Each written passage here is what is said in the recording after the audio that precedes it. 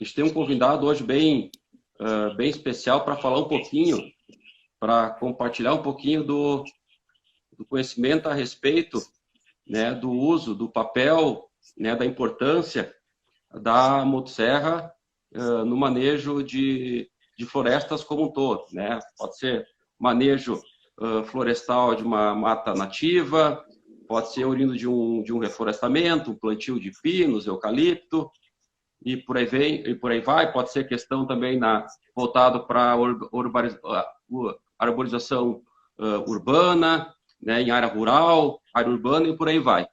Então, vamos apresentar um pouquinho o nosso convidado, nosso professor Luiz, né? Ele é engenheiro florestal, né? Mestre em agronomia, doutor em ciências florestais e professor da Universidade Estadual do Pará. Confere isso, professor Luiz? Isso, do Isso? estado do Pará. Isso aí, Isso. beleza. Tá? Então, eu queria iniciar te perguntando, tu como docente, né, tu como professor, né, em contato com futuros profissionais da área de ciências agrárias, qual é a tua percepção? Ou seja, quais que tu acha que são as maiores dificuldades dos futuros, né, engenheiros florestais, agrônomos, biólogos, agrícolas, enfim, todo o pessoal que tem formação na ciência agrária, que encontra para executar o manejo florestal com apoio, com auxílio, né, do equipamento da ferramenta motosserra. Para nós, por favor. E aí, pessoal, Gabriel, boa noite. Obrigado pelo convite. É um tema bem importante e relevante no manejo de florestas, né? O nosso sistema de colheita, de exploração como um todo ainda predomina o sistema semi-mecanizado, né? Principalmente para florestas nativas. A gente utiliza, ainda é dependente da motosserra, não tem como desvincular disso, né? Isso é uma característica, né, dessas florestas, a utilização da motosserra. E bem-vindos a todos aí da nossa live. O pessoal está entrando aí aos pouquinhos, né? A gente vai estar falando aqui do papel da motosserra no manejo de florestas.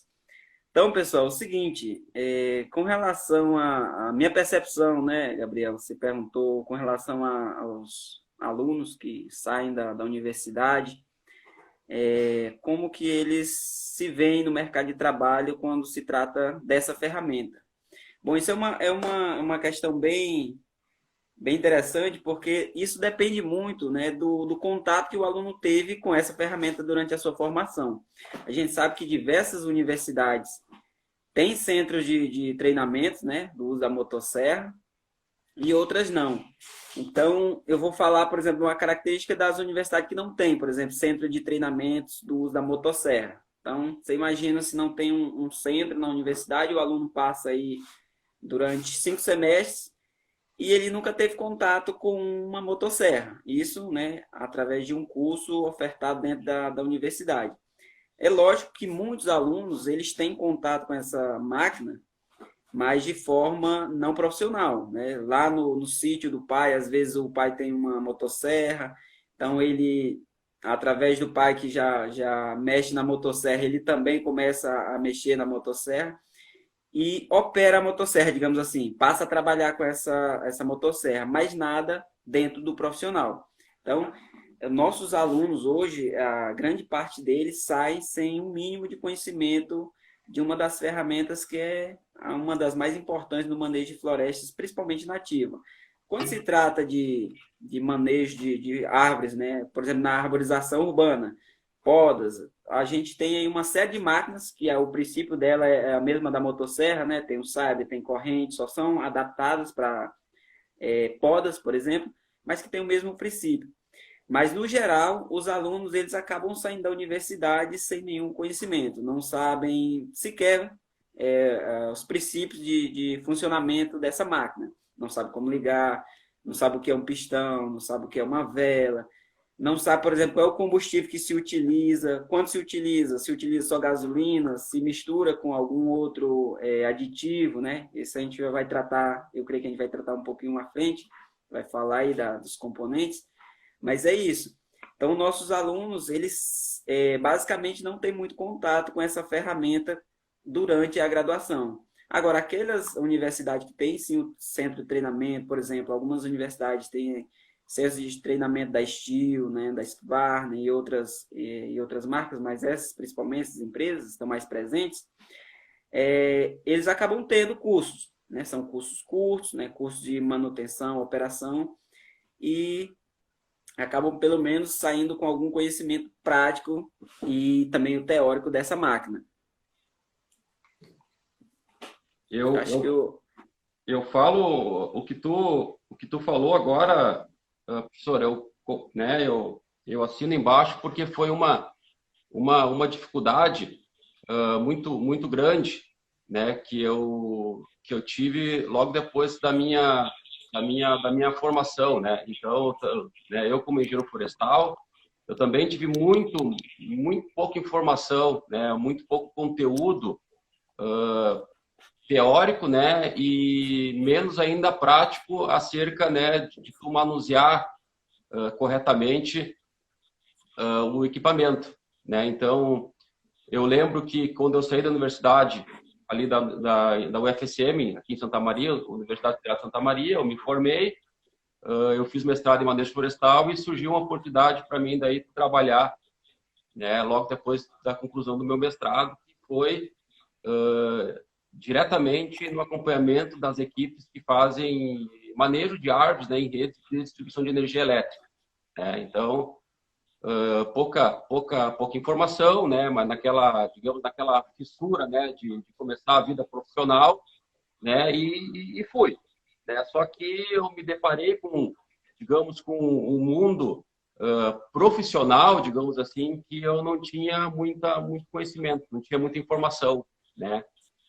E nesse mundo profissional, né, a motosserra, a motopoda, a roçadeira, né, fazem parte, né? No caso, em qualquer tipo de intervenção que se faz no manejo arbóreo, esse equipamento ele é fundamental, né, para a execução de um serviço correto, técnico, com segurança.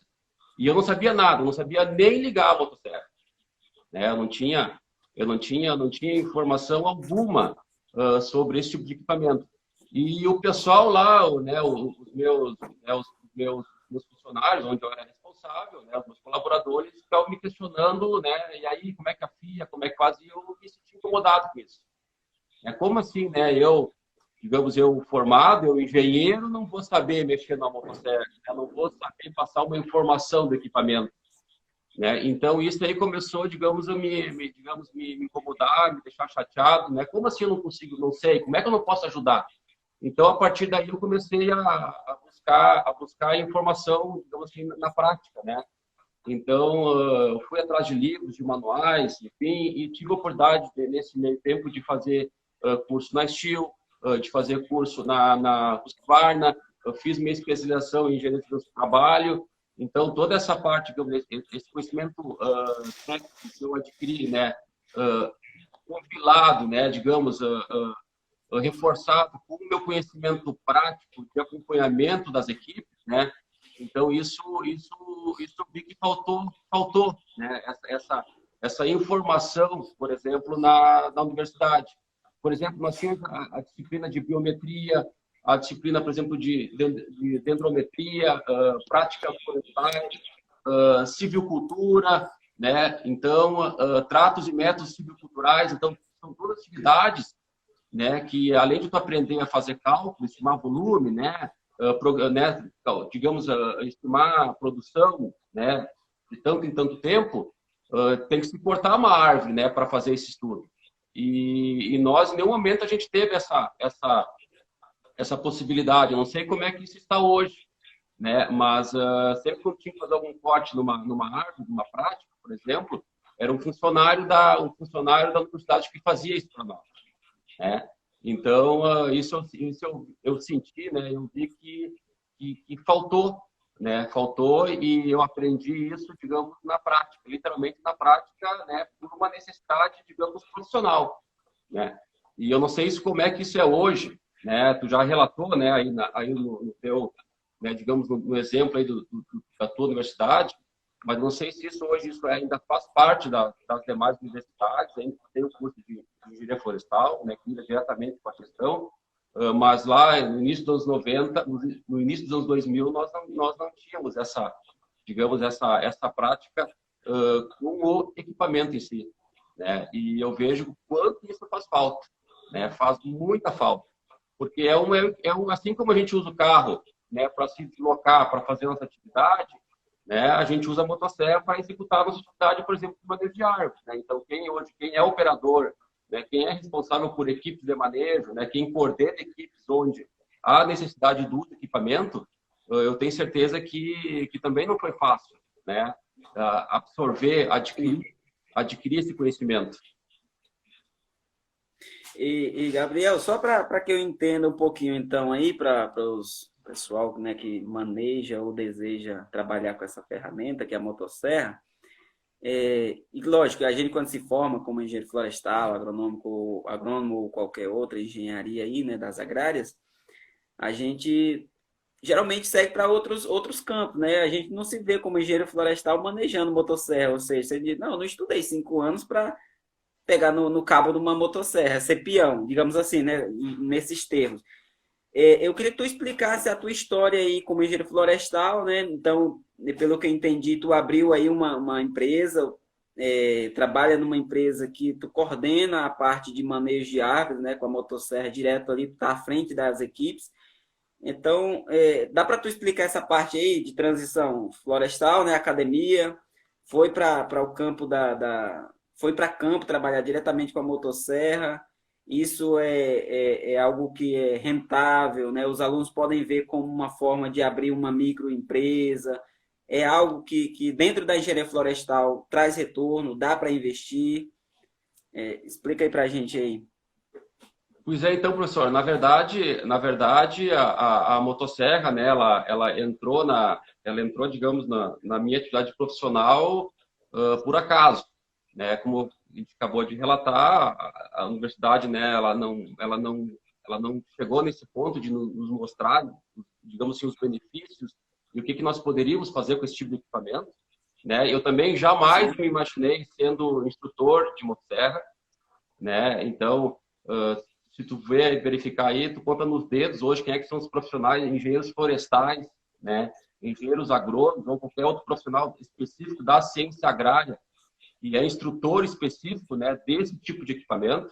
E essa, digamos, essa experiência aí, né, essa oportunidade, ela veio, digamos, ao longo da minha caminhada, da minha caminhada profissional, né? Então, lá em 2008, né, eu comecei a executar, né, a responsabilidade técnica dessas equipes de manejo, né? Eles utilizavam, além de fazer as podas, né, na rede de energia elétrica, eles utilizavam esses equipamentos para fazer essa atividade. E a partir daí eu fui tomando, digamos, gosto, né? Não sabia no começo, mas busquei informação, né? Me capacitei, né? Fui buscar informação e automaticamente, né, eu comecei a ministrar treinamento para essas próprias equipes. Então, como há uma grande rotatividade de funcionários, né, nesse tipo de atividade, né, de manejo de árvores em redes de energia elétrica, há bastante rotatividade de funcionários. Então, saiu uma, entra outra, tem que estar capacitando esse outro, a norma, né, tem um curso específico, obrigatório, para quem for operar a motosserra. Então, tem a NR12, que estipula essa obrigatoriedade. Então, eu comecei a trabalhar, a mexer, a buscar conhecimento, e automaticamente isso foi indo, né? Foi evoluindo, foi acontecendo. E hoje é o que eu faço, digamos, hoje é o meu carro-chefe, né? É a capacitação, né, de trabalhadores, né, de profissionais. Pode ser, por exemplo, um agricultor, pode ser um jardineiro, né, pode ser lá um profissional, por exemplo, que trabalha numa madeireira, né, ou pode ser um arborista, por exemplo, né, que tem essa necessidade de estar trabalhando com motosserra. né? Então, a gente busca, né, sempre passar o conhecimento, digamos, mais correto possível, né, mais técnico possível, de acordo com a legislação e sempre com foco na prática, né? Então, é fundamental, né, que quem hoje, quem opera o equipamento tenha passado por curso, né? Se não tem curso, sabe que está irregular, né? Está à mercê a ser, digamos, não digo punido, mas a ser notificado pela legislação que tem que ter um curso de capacitação, ainda mais se porventura sofrer um acidente, causar um acidente, né? Tanto a responsabilidade do próprio operador, por exemplo, ou do próprio contratante, né? A própria empresa, digamos, também responde. Então, foi dessa forma aí que eu fiz essa caminhada, né? Então, saí da universidade, né? A necessidade me fez buscar o conhecimento, a informação e adquirir ela na prática, né? E daí foi embora, cara. Hoje é o que a gente executa aí, né? A gente busca, né, a qualificar, né, os profissionais que executam, utilizam a motosserra, né? Seja a motosserra a combustão, elétrica, a bateria, seja em quais condições de ambiente, né? Para estar trabalhando com segurança, né? Com o equipamento. Certo. Então, só para sintetizar, Gabriel, e a gente ter essa lógica aí, uma pergunta. A primeira pergunta é: qualquer pessoa pode operar essa máquina? Ou seja, não precisa ter uma formação superior específica para usar o motosserra. Por exemplo, a pessoa pode ser agrônomo, pode ser florestal, pode ser biólogo, pode ter qualquer formação. Isso independe do uso da motosserra, porque ela depende, na verdade, de outras coisas que são cursos. É isso? Isso. A gente tem duas linhas de raciocínio, Luiz. Uma linha que envolve o operador, tá? O usuário do equipamento, e a outra linha, por exemplo, quem treina, né? O instrutor. Sim. Tá? Hoje, qualquer pessoa pode operar o equipamento pela legislação, tá? Pela lei, desde Sim. que ela tenha idade superior a 18 anos, tá? Então tem que ser maior de idade, e desde que essa pessoa ela passe por um curso de capacitação, né? Que é a NR12, a norma regulamentadora número 12. Tá? A norma regulamentadora número 12, ela trata sobre a questão do manuseio, da operação segura de máquinas e equipamentos. Então, essa norma, ela trata de uma série de equipamentos e máquinas, como, por exemplo, trator, colheitadeira, empilhadeira, ponte volante e motosserra também. Tá? Então, essa legislação, ela diz o quê? Que o operador tem que passar por um curso com carga horária de no mínimo 8 horas. Tá? No mínimo 8 horas. É justamente isso, Gabriel. Tem uma pergunta aí do Alisson, né, Paulino? Ele pergunta o seguinte: no caso, não precisa de um certificado, como um curso técnico, algo do tipo?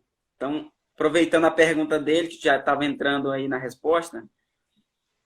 É o curso de operador, o curso NR12, né, anexo 5. Né? Então, esse é o curso hoje que qualifica, né, o profissional a operar o equipamento. Tá? Ela não cita, por exemplo, Luiz, em que circunstâncias que tu vai utilizar esse equipamento. Tá? Se, por exemplo, para cortar uma árvore, por exemplo, ter florestamento, ou para cortar uma árvore, por exemplo, nativa com licença, ou se é para te cortar, por exemplo, uma árvore, tá, em área urbana, por exemplo.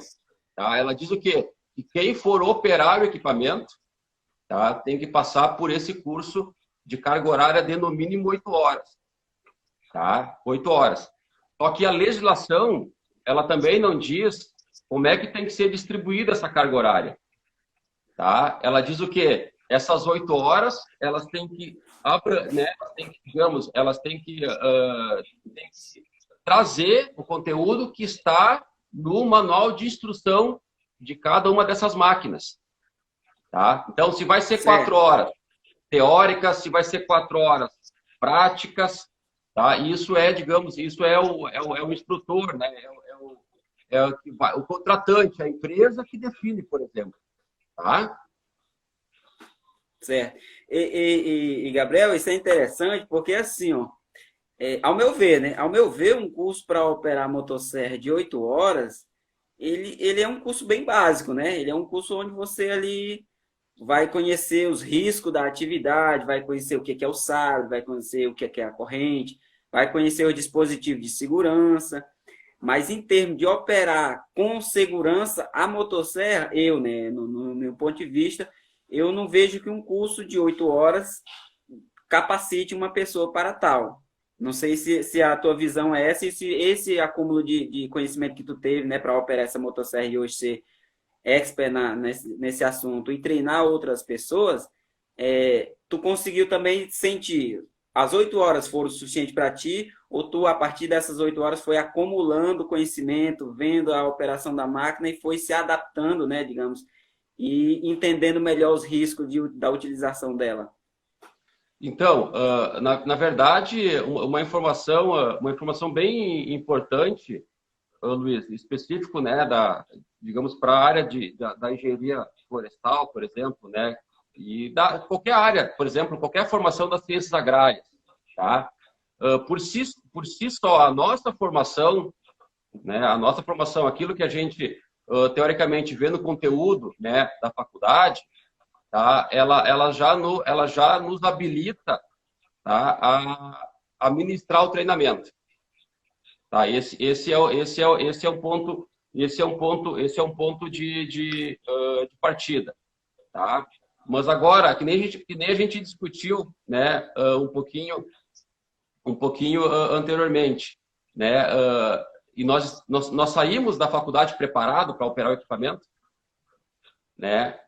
Se nós não saímos, né, basicamente nem operados, nem digamos preparado, nós saímos preparado para difundir esse conhecimento, né? Então é outra pergunta também que a gente se faz, né? O que a NR12 diz nesse aspecto, né? Além das obrigatoriedades de quem for operar o equipamento tem que ter um curso, carga horária mínima de 8 horas, tá? Agora ela fala também da questão do instrutor, né? Quais são as habilidades, quais são as características que o instrutor, né, tem que obedecer, tá? E aí a norma ela é muito ampla, tá? Ela só diz que o instrutor, né, o professor, quem vai capacitar, ele tem que ter, por exemplo, conhecimento de maneira bem ampla. Ela fala que ele tem que ter conhecimento de causa, né? Então ele tem que ter conhecimento da área e saber aquilo que vai estar falando, tá? Né, e a questão do curso, né, de 8 horas, se é suficiente ou não, tá? Eu particularmente, né, eu entendo que não há a mínima possibilidade,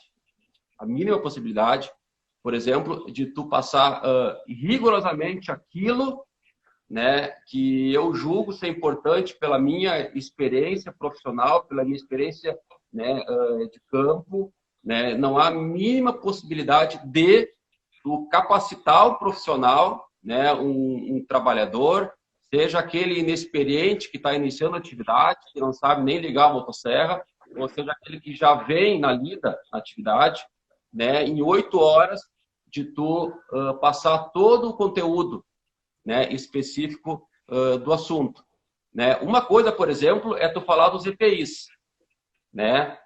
Calça anticorte, camisa anticorte, o capacete, né, protetor facial e por aí vai. Agora, vamos falar um pouquinho de manutenção, né? O uso da motosserra não é só ligar ela, tem que saber um pouquinho de manutenção, né? Foi dito antes, né?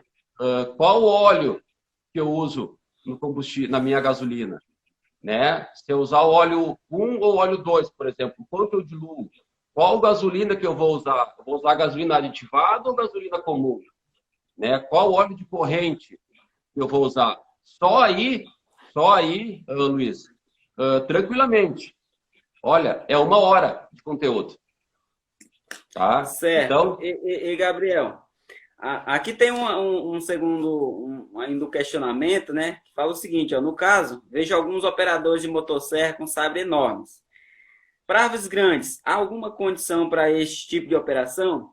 Então, é uma pergunta interessante porque existem máquinas aí, né? Existem motosserras com potências diferentes, né? Lógico, dependendo da potência da motosserra, o sabre também é diferenciado. O porte da árvore, né? Digamos, o diâmetro da árvore vai influenciar no corte da motosserra. Então, é preciso... É uma máquina específica para determinadas situações, não é isso? Então, o que tu me diz sobre essa questão de potência das máquinas, tamanho de sabre, quando utilizar, quando não utilizar? isso. Cortou um pouquinho, Luiz, mas eu acho que eu captei a pergunta ali do colega. Boa noite, Celso. Tá participando também, beleza? Obrigado pela presença. Então, tá, hoje existe, Luiz, no mercado, né, uma linha muito, digamos, gigantesca, né, tanto de marcas quanto de modelos, né? Então, nós podemos ter modelos, por exemplo, desde de 30 a 35 cilindradas, que teoricamente são as motosserras de menor potência, né? E modelos aí que atingem uma potência aí de mais de 90 cilindradas, que é literalmente, né, digamos, para ti operar o equipamento em alta intensidade, né, de maneira intensa. Tá? A questão do uso do comprimento do sabre, né, tem algumas particularidades importantes, né? Geralmente, o comprimento do sabre da tua motosserra, ela é um fator determinante para tu fazer o corte da tua árvore, porque de maneira, digamos assim, Luiz, de maneira geral, tá? Um sabre de 40 centímetros de comprimento, tá? Teoricamente, tá? Teoricamente, tu vai conseguir cortar uma árvore aí de até, tá? De até 80 centímetros. Tá? Então, geralmente, né? Geralmente, o comprimento do diâmetro, ele corta até o dobro, tá? Do diâmetro da árvore. Então, só que tu tem que ter muito cuidado, né? Porque tem alguns modelos de motosserras, geralmente, digamos, as de pequena e média potência, que elas não, digamos, toleram, digamos, que tu possa fazer a troca do custo de corte. Digamos, tu tem um sabre lá de 35, 40 centímetros e tu quer botar, por exemplo, um de 50, tá? Vai conseguir fazer isso. Então, tu tem que observar certinho qual que é o modelo do teu equipamento para ver se o teu equipamento comporta um sabre, digamos, maior daquele que veio de fábrica. E geralmente tu só vai conseguir isso nos equipamentos profissionais, tá? Acima aí de 50, 60, 70 cilindradas. Então é um ponto bem importante. Por isso que o planejamento da atividade é muito importante. Por isso que é importante também tu identificar que tipo de usuário tu é, né? Então isso é um ponto também muito importante. Se tu é um usuário, por exemplo, casual, se tu é um usuário doméstico, se tu é um usuário rural, se tu é um usuário florestal ou ainda se tu é um usuário de grande porte. Porque é o tipo do usuário que, em muitas situações, vai definir o quê? O tipo de equipamento que tu vai utilizar, né? Em função da tua experiência, né? Em função, por exemplo, da frequência de uso e como foi falado antes, do diâmetro da árvore que tu vai cortar. Isso é muito importante. É muito importante. Certo. E, Gabriel, agora, indo um pouco para a legislação, né? Inclusive, um colega fez um comentário, ele disse que portar e utilizar motosserra sem licença, né? Ou registro é crime. E está aí previsto na legislação.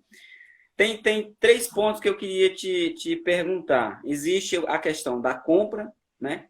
Existe a questão do transporte e existe a questão da operação. São coisas totalmente diferentes. Eu posso comprar, mas não necessariamente eu vou manusear ele, né? Eu vou derrubar a árvore.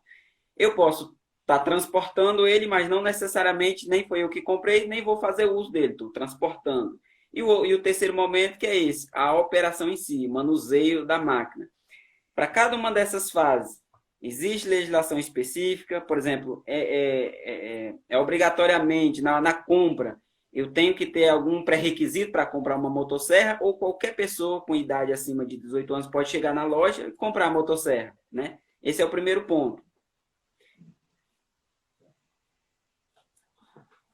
E o segundo né, na hora do transporte, né? Também se existe uma legislação para isso e no final para operação. Viu, Luiz? A gente tem uma portaria de 92, de 1992, portaria do IBAMA 149, tá? Que ela diz, tá? Isso é um ponto bem importante para a gente delimitar em função do tipo de motorização do teu equipamento. Tá? O que a portaria diz? Que é obrigado ao registro no IBAMA, tá? Os equipamentos, tá? Que são movidos a combustão e que tenha conjunto de corte, né? Combustão é gasolina, né? Conjunto de corte é sabre e corrente, tá? Então, nessa linha geral aí, tá? Motosserras, a bateria, tá? E motosserras elétricas, tá?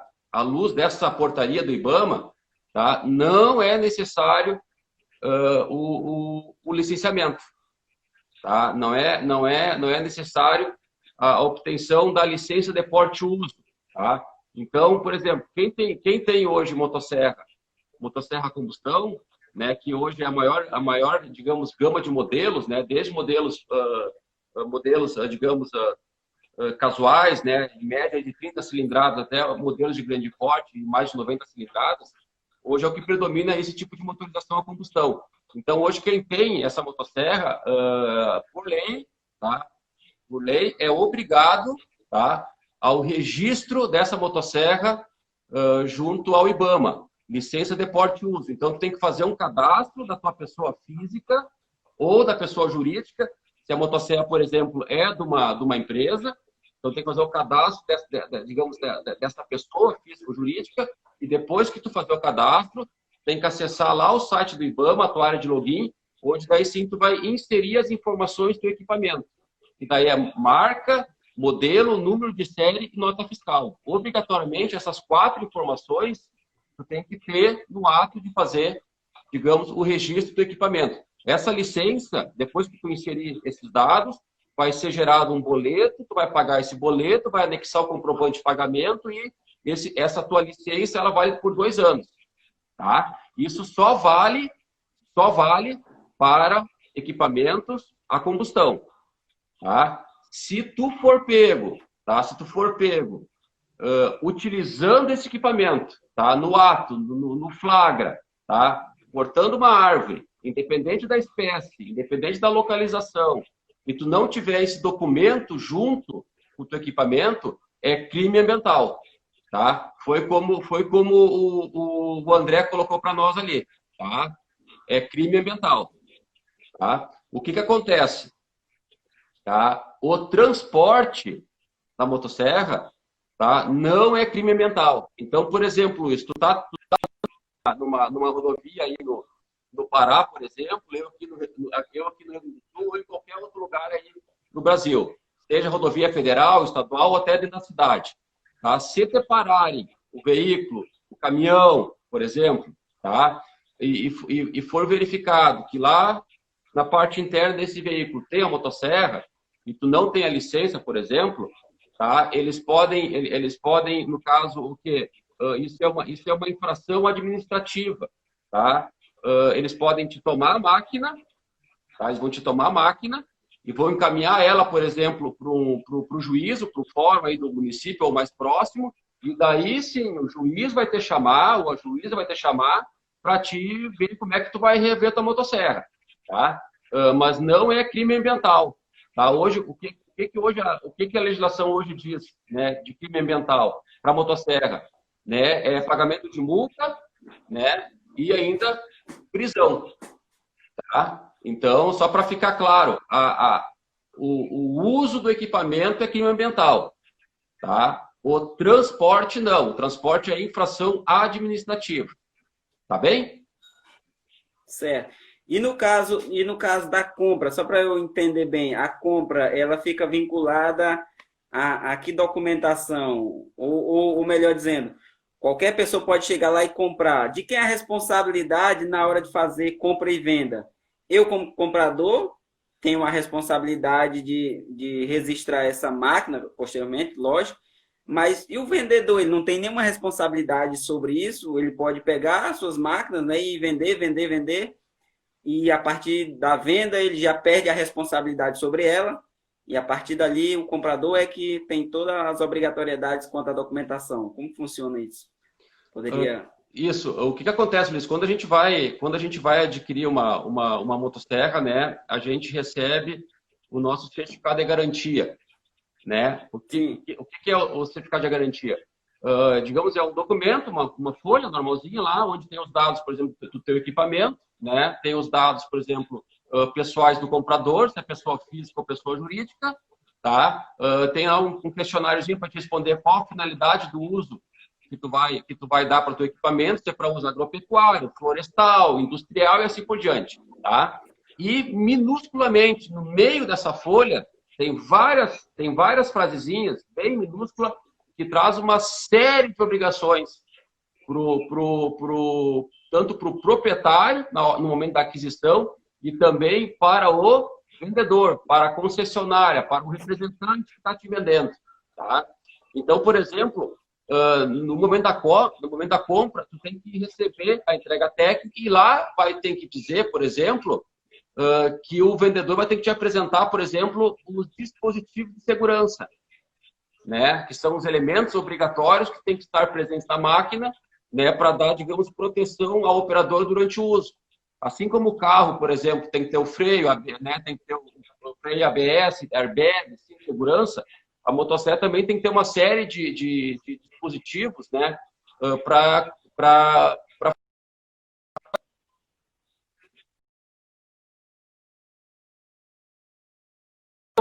isso tem obrigação, onde o vendedor, né, a concessionária tem que te informar, tá? E além disso, no finalzinho lá do documento, diz que a obrigatoriedade, tá, de conseguir, de registrar a tua motosserra junto ao IBAMA, tá, é do proprietário, tá? É o proprietário. Só que, né, seria interessante, né, que o próprio vendedor já passasse essa informação, né, Luiz?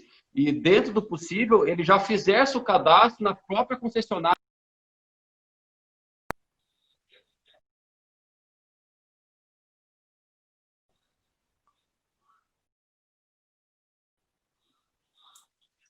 Tá? Mora no interior, vai para sua casa, vai para sua propriedade e ele está operando sem.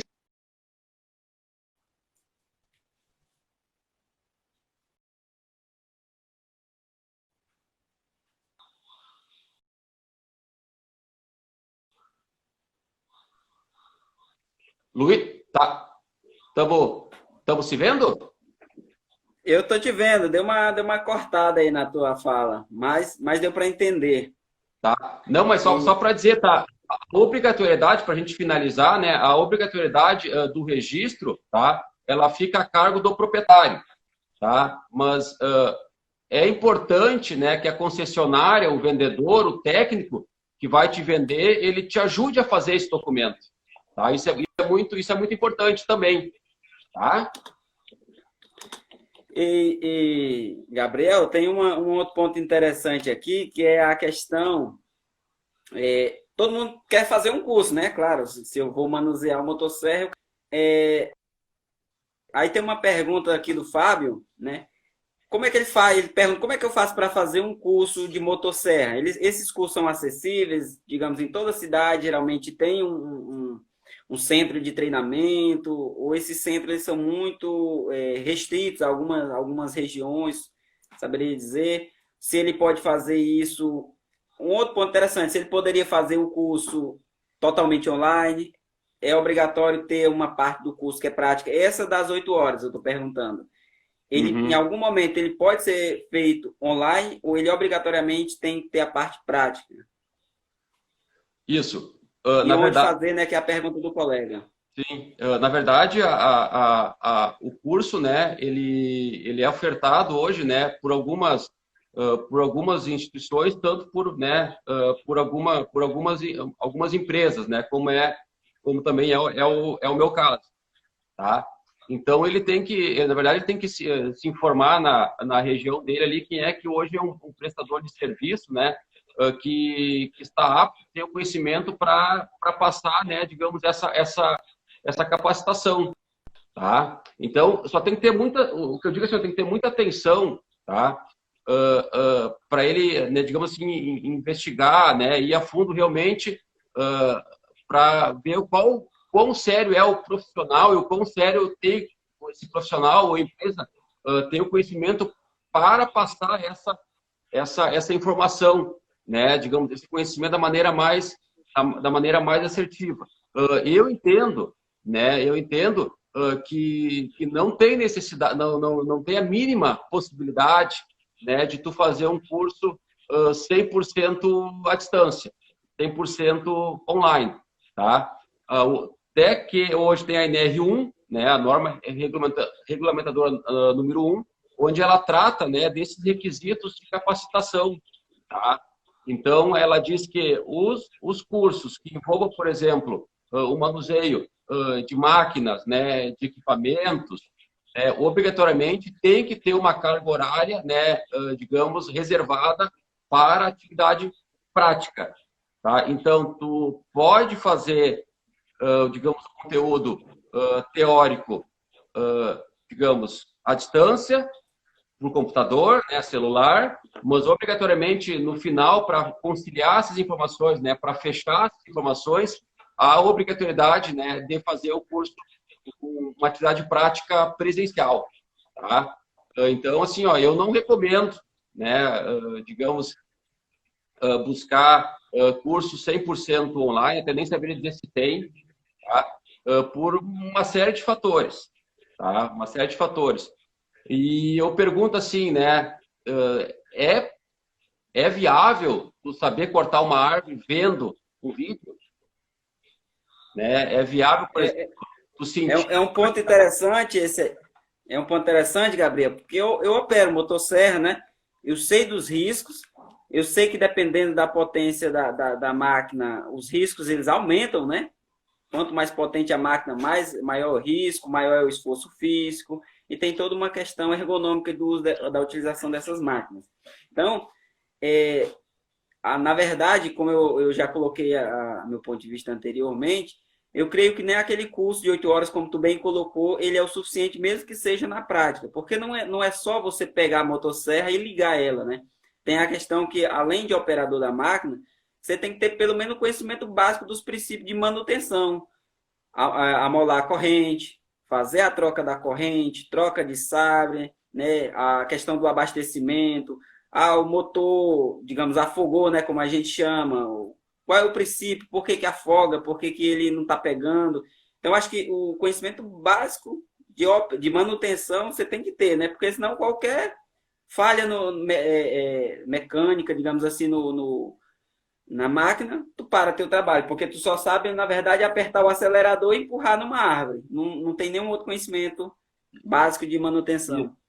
Isso, e assim, ó, por que que eu reforço, né? E eu tenho essa preocupação e literalmente eu não abro mão, né, de ter uma atividade prática, tá?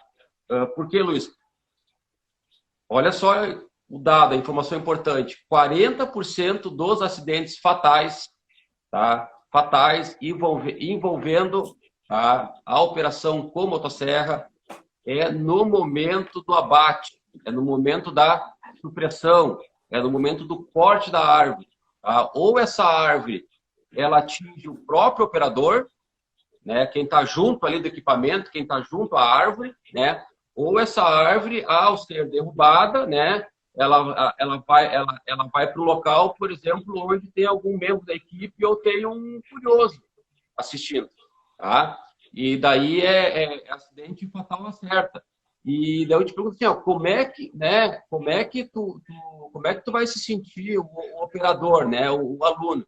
Como é que tu vai se sentir confiante, confortável em operar uma máquina sem vivenciar isso na prática, tá? E outro Sim. lado, o instrutor, como é que o instrutor vai assinar um certificado sem ver o aluno praticar, tá? Então Sim, sim. é nesse sentido, né? E a prática ela é fundamental, porque a prática tem todo o processo de planejar a atividade, identificar os riscos, identificar os perigos, né? Fazer uma avaliação do ambiente, condições climáticas, condições geográficas, análise da árvore, é uma árvore que está inclinada, é uma árvore que é bifurcada, as características da copa, né, terreno, presença de animais peçonhentos, rota de fuga, distância segura, enfim, é um monte de coisa, né? E não tem como tu ver isso em 8 horas, né? E não tem como tu ver isso sem vivenciar na prática, né? Pensando pela tua segurança e pensando digamos, pelo impacto, né, que o equipamento pode causar tanto na tua vida, né, no teu corpo, como, por exemplo, num parceiro de serviço, por exemplo. Tá? Então é fundamental. E nesse caso aí, Gabriel, tem uma outra coisa na dinâmica de motosserras, né? Que além dos que tu já colocou, que são os fatores, né, climáticos que podem interferir, o período tá chovendo ou tá ventando muito, isso vai, né, fazer com que a direção da queda da árvore possa mudar em algum momento. Mas além desses fatores aí, existe uma distância muito grande entre você derrubar, por exemplo, árvores em floresta plantada, árvores em floresta nativa ou uma árvore qualquer, né, em um ambiente de pastagem, por exemplo, que ela está lá sozinha, solteira, digamos assim. Você derrubar uma árvore numa área de pastagem que ela está livre de qualquer outra árvore, é um pouco mais simples, digamos assim, porque para qualquer lado, digamos, que ela cair, tá ok, né? Ela tá livre, ela, digamos, a não ser o operador que corre o risco, né? Que ele tem que ter as suas rotas de fuga e ele já predeterminou uma direção de queda. Mesmo que ela mude de direção, mas por ser numa área limpa, né, livre de outras árvores, ele ainda tem umas rotas de fuga. Agora, quando você pensa isso numa floresta nativa, que tem árvores aí de 2 a 3 metros de diâmetro, né, que tem uma série de outras árvores que você precisa desviar, né, a sua árvore principal ali que você quer derrubar, você tem que fazer o direcionamento de queda sem atingir as remanescentes. Então, além dos fatores que já colocou, né, climáticos e etc., tem essa questão também do porte da árvore, local onde está sendo derrubado, né, e por fim, a expertise do motosserrista. O que a gente também sempre levanta, né, sempre procura minimizar é o mínimo impacto ambiental, né, na vegetação remanescente, por exemplo, que está dentro da tua área de trabalho, né?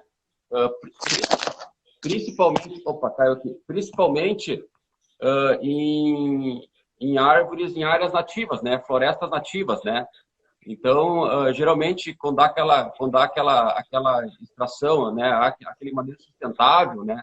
Onde há necessidade, por exemplo, de tirar uma árvore de grande porte para aproveitamento de madeira, o corte dela tem que ser feito, por exemplo, para minimizar o dano, por exemplo, que nas árvores, né? Que estão digamos, naquele local. Então, é importante, tu só vai aplicar isso, né, fazendo a técnica correta de manejo, né? Se é um corte, por exemplo, convencional, se é um corte em rumo, se é um corte, por exemplo, aberto, se tu tem que fazer uso, por exemplo, de cunha, né, de alavanca.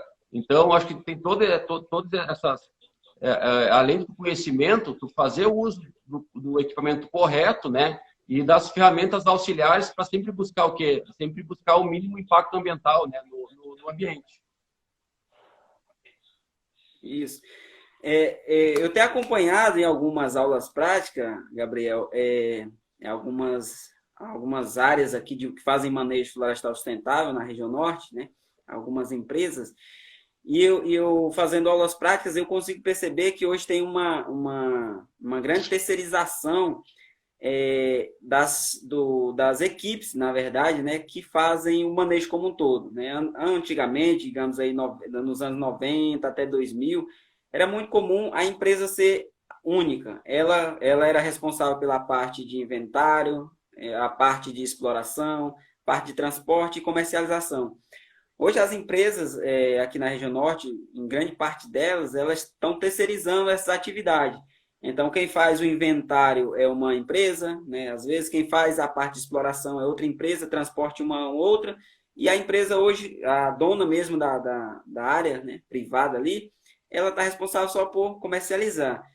E o que eu tenho visto nessas empresas terceirizadas, que fazem principalmente a parte de exploração, é que existe aí uma diferença muito grande dos operadores de motosserra, né? O cuidado que eles têm anterior àqueles operadores que eram da própria empresa. Então, a gente teve visitando algumas áreas onde teve aulas práticas e mesmo com todos os cuidados, a gente viu que ainda se comete muito erros na hora de fazer a derruba de uma árvore. A gente tem algumas filmagens, né, próprias de arquivos que mostra o cara com todo o cuidado direcionando a queda da árvore, mesmo assim, porventura ele ainda derruba uma ou outra árvore ali.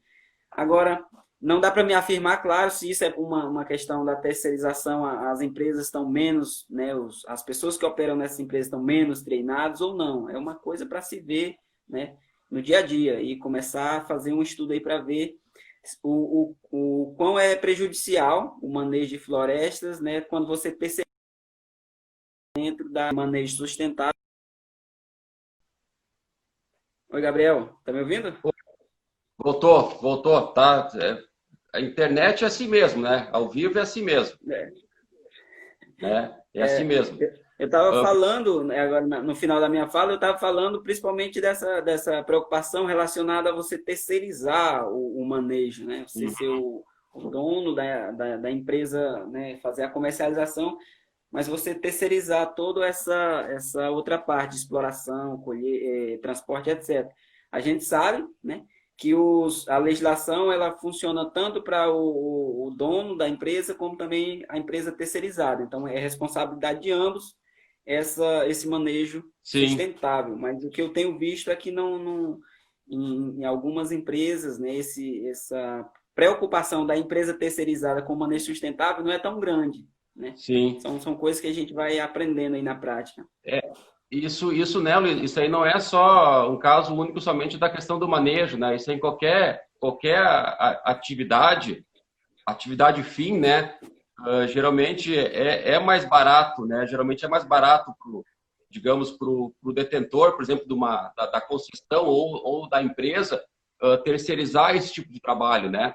E às vezes, digamos, a empreiteira não é tão bem, digamos, capaz de executar a atividade, muitas vezes não há, digamos, a vistoria, não há o acompanhamento, né, da atividade, e tanto resulta em serviço de má qualidade quanto um acidente de trabalho, né? Então, isso hoje é, né, digamos, bastante presente hoje eu acho que em qualquer linha de atividade, né, digamos assim, industrial a nível de, né?